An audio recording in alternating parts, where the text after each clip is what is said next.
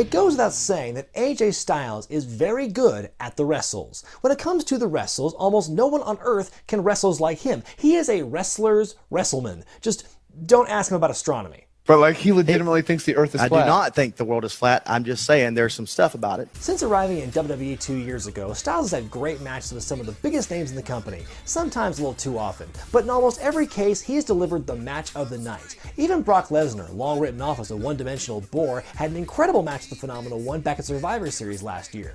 After Shinsuke Nakamura's historic victory at the Rumble this past month, we're finally on a collision course for him versus Styles at WrestleMania, a rematch from their classic Wrestle Kingdom 10 encounter. WWE's been good in putting this match off until now, because now that it's happening on such a big stage, it'll be that much sweeter. Now, I'm normally not one for fantasy booking, but in the midst of this huge impending matchup, it made me wonder, what other guys could AJ tear the house down with if given the chance? So this week, I'm going to rank them, the top 8 guys I'd like to see AJ Styles wrestle in WWE. Here are the rules. 1. It has to be against someone who is currently wrestling in WWE. It can't be against someone from the past or who we'd like to see go to the company at some point, nor can it be someone who's there but officially retired. 2. It has to be someone he hasn't already faced in the company one-on-one on TV or pay-per-view. Some of the people on this list have fought him in multi-man matches but never in singles action. If they wrestle on a house show, it doesn't count. And 3, I'm okay with seeing AJ fight people he already took on in promotions outside of WWE. Enough time has passed since his days in Ring of Honor, Pro Wrestling Guerrilla, TNA, and New Japan that a rematch on today's stage would be a great attraction. And as we all know, if it didn't happen in WWE, it doesn't count! Number 8. Cedric Alexander. I have long said that the wrestlers in the Cruiserweight division need to integrate with the rest of the roster, partly because it's depriving us of potentially great matches like this. Of all the 205 Livers who aren't currently injured or sitting out their contract or being booked into irrelevance, Cedric Alexander is one of the top guys in the division. He's the perfect blend of speed and strength. He's so close in size to Styles that he barely belongs on the purple brand to begin with. Part of me wanted to put Mustafa Ali in this spot on the countdown, but ultimately, I think Cedric would be a better choice because he seems to be a better rounded wrestler. Ali's a more exciting high flyer, but not only can Cedric fly, he can also grapple and strike with the best of them, just like AJ Styles. If I were writing for SmackDown and announced the Cruiserweights were finally allowed to fight everyone else on the roster, this match would be the first one I would book to kick off this bold new era. Number 7. Samoa Joe. Since the early 2000s, Samoa Joe has been one of Styles' best, most consistent, and most entertaining foes. And with all these two have been through since the beginning, imagine how sweet a rekindled rivalry could be.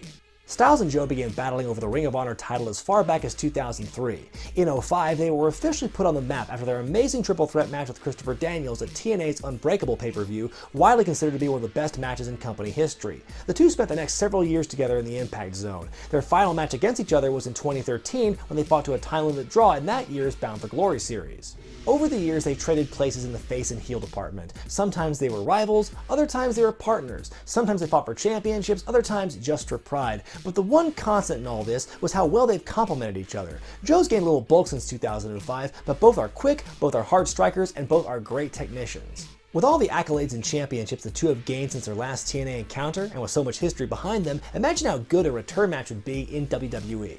Number 6. Johnny Gargano. At the time of this recording, Daniel Bryan is still retired from active competition. That may change down the line, but until he's returned to the ring, I think Johnny Wrestling would make a fine stand-in.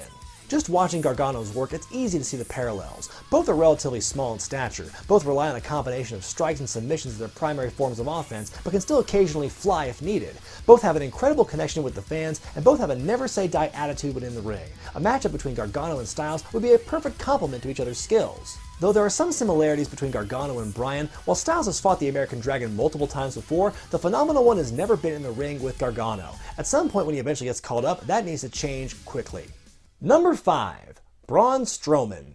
This one might be coming out of left field considering it's so different from everything else on this list, but think of it this way. If Styles can get a high quality match out of Brock Lesnar, imagine what he could do with Braun. Braun Strowman has shown over the last year just how much of a freak of nature he is. That's not even including the times we all pretended he could really flip multi-ton vehicles on his own. Braun has an incredibly rare combination of size, strength, agility, and most important of all, coordination. Having shown off his versatility in matches with guys like Roman Reigns and Kane and Lesnar in the Big Show, he's as close to the total package as you can get. It stands to reason that someone like Styles would be able to work a great big man, little man match, much in the same way he did with Lesnar last year. Imagine Styles bouncing off of Strowman like a ping pong ball, looking for creative ways to chop down the big oak tree. Think of all the insane bumps he'd take for Strowman. I'm getting as excited as Braun's right nipple just thinking about it. Number 4. Cesaro. When doing my research for this video, I discovered that besides a fatal 4-way match after WrestleMania 32 and a single house show match in Toronto, Styles and Cesaro have never been in the ring together. Not in Ring of Honor, not in PWG, not in Europe, anywhere. Should these two face off in a WWE ring on TV, it will be for the first time ever. How's that possible? Even though Finn Balor has been nicknamed the extraordinary man who can do extraordinary things, redundant phrases redundant, that title really should belong to Cesaro. Though he's by no means the biggest guy in the company, he has an ungodly amount of strength with stamina to match. He impresses every week on TV and pay-per-view with his smooth, innovative, hard-hitting style. One can only imagine how awesome a match between these two would be. The combined athleticism and flawless execution of these two men would have the potential to be one of the most entertaining matches we've seen for some time. So WWE, please don't let Toronto hog all the memories of this battle. We need these two in a ring on TV or pay-per-view with at least 15 or 20 minutes to work with, stat. Number 3. Neville. Yes, he may have walked away from the company back in October, but he's still technically under contract. Look, he's even still on the roster page. A former NXT champion and the most dominant cruiserweight champion since the title's resurrection, he had some great matches this past year with guys like Jack Gallagher, Rich Swann, Akira Tozawa, and even managed to get a good match out of Enzo Amore. Then of course there's his pre-WWE resume, which includes his time in Europe, PWG, and Dragon Gate. Before getting signed, he actually did wrestle Styles on a couple of occasions in PWG and IPW UK, which were absolute barn burners. Not only would it be great to see them wrestle again because of all the experience each man has gained since then, Neville's recently shown a lot of evolution in his in-ring style. Even though he's still a tremendous high flyer, his run as a heel forced him to expand his style to include more striking and submissions. A battle of these two in-ring styles would make for an amazing contest today, even though we may never see it in a WWE ring due to Neville's apparent desire to sit out the rest of his contract. Thanks, Enzo. Number 2. Pete Dunne.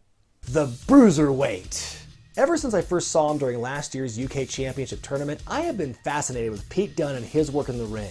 Even at his young age, he's able to put on amazing, exciting matches that don't have to involve tons of flips or insane bumps. He's shown that his smash mouth style that combines brawling and technical wrestling can gel with almost anyone he's across the ring from. Of all the hypothetical scenarios out there with a new blood goes up against an experienced vet, this would be a match I would pay top dollar to see. And the number 1 WWE star I'd like to see AJ Styles wrestle is The Undertaker. Yes, I'm aware that The Undertaker is no spring chicken. I know that if this match actually did happen, the hype would most likely be much greater than the match itself, but still, I'll be damned if I didn't want to see it. In the middle of AJ's first run as champion, there were rumors and gossip aplenty that Styles would or could be facing Taker at WrestleMania. And although it obviously never happened, the potential for a stellar match between the two is certainly there. If he can make other part-timers like Brock and Shane McMahon look great, imagine what AJ could do with Taker, who seems to thrive in big match environments. On paper, think of what a match like this would represent. For years, Styles was the symbol of what is WWE's #1 competition in the US, while Taker has been described as the conscience of WWE. Styles represents a more modern brand of wrestling, more commonly seen in small arenas in America or across the Pacific Ocean. Taker is old school, bright lights, big stages, underdog versus establishment. When it comes to elder statesmen in WWE, there are a few that are quite like the dead man, and when it comes to those who are still semi-active, that's a hell of a hypothetical match for Styles. Every year around this time, we always ask ourselves if Taker's going to be able to reassemble his broken down body in time to have a good match at Mania, but he usually does. I'm not saying he wouldn't here, but we don't live in a perfect video game world like I've shown in this video, where injuries and the wear and tear of time don't have an effect on guys, and I would wager that Taker is in possession of all the wear and tear. But even if Taker weren't at 100%, I believe the two would be able to meet in the middle and put on a hell of a match. And as much as we try each year to count The Undertaker out, he always manages to find a way to surprise us. So who in the current roster would you like to see go up against AJ Styles in WWE? Let me know in the comments section below. Be sure to thumbs up this video if you like it, subscribe to Wrestling with Wregret, and buy the t-shirts at ProWrestlingTees.com. I'm Brian Zane, and I'll see you next time. Get ready to fly.